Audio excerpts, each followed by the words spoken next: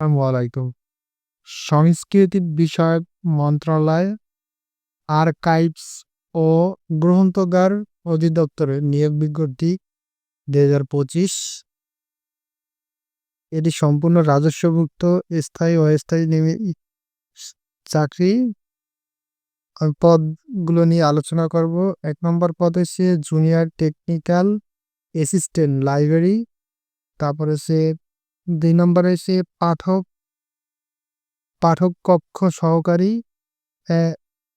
তারপর ৩ নম্বর হচ্ছে ড্রাইভার, ৪ নম্বর হচ্ছে অফিস সহায়ক। শিক্ষাগত যোগ্যতা নিয়ে আলোচনা করবে। Junior technical assistant library grade হচ্ছে ১৪। বেতনের স্কেল ১০,২০০ থেকে ২৪,৬৮০ টাকা। সর্বোচ্চ বয়স হচ্ছে ৩২, পদ সংখ্যা ১। আর স্থায়ী শিক্ষাগত যোগ্যতা কোনো স্বীকৃতি বিশ্ববিদ্যালয় হতে ন্যূনতম ২য় শ্রেণী বা সমমানের সিজিপিএ সহ স্নাতক বা সমমান ডিগ্রি সহ গ্রন্থাগার ও তথ্য বিজ্ঞানের ডিপ্লোমা, কম্পিউটার মেথডে কাজের দক্ষ হতে হবে। আর পাঠকক্ষ সহকারী গ্রেড হচ্ছে ১৬, বেতন স্কেল ৯,৩০০ থেকে ২২,৪৯০ টাকা। বয়স হচ্ছে ৩২, পদ সংখ্যা ১, অস্থায়ী।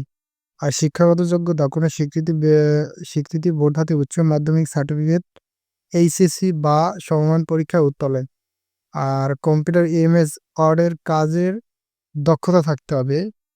৩ নম্বরে হচ্ছে ড্রাইভার, গ্রেড হচ্ছে ১৬, বেতন আছে ৯,৩০০ থেকে ২২,৪৯০ টাকা।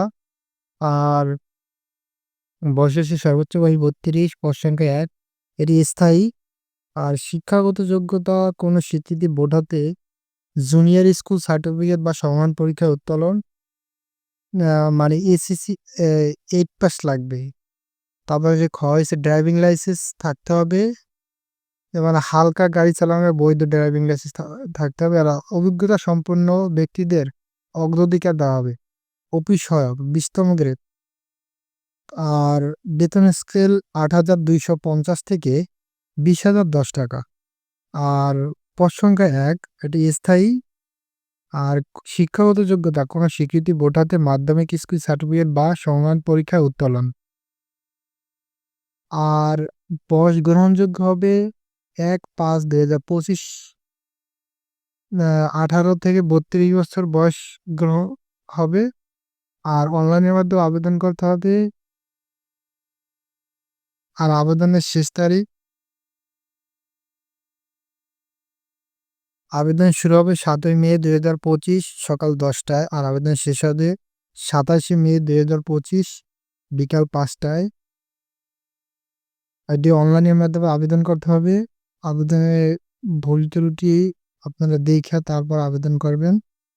আর আবেদন সম্পর্কে কোনো সহযোগিতা লাগলে কমেন্ট করতে পারেন, অবশ্যই হেল্প করব। আসসালামু আলাইকুম।